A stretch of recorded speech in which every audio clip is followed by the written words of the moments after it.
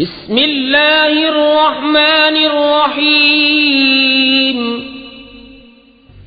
اللہ کے نام سے شروع جو بہت مہربان رحم والا.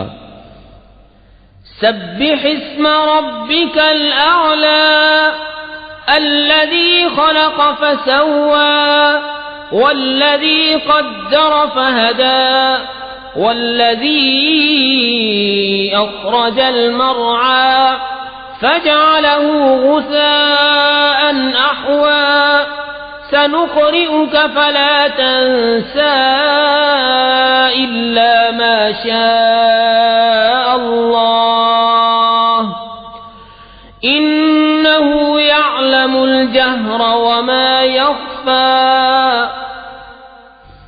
اپنے رب کے نام کی پاکی بولو جو سب سے بلند ہے، جس نے بنا کر ٹھیک کیا اور جس نے اندازے پر رکھ کر راہ دی اور جس نے چارہ نکالا پھر اسے خشک سیاہ کر دیا. اب ہم تمہیں پڑھائیں گے کہ تم نہ بھولو گے مگر جو اللہ چاہے، بے شک وہ جانتا ہے ہر کھلے اور چھپے کو.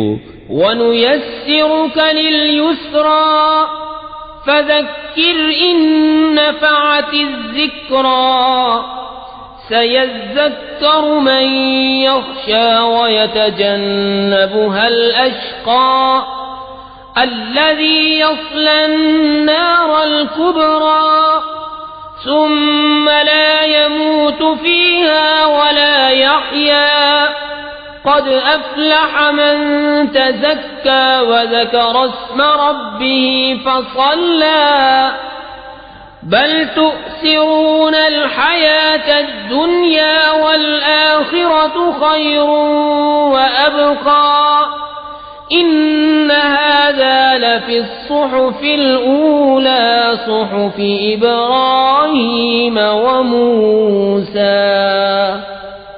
اور ہم تمہارے لیے آسانی کا سامان کر دیں گے تو تم نصیحت فرماؤ اگر نصیحت کام دے.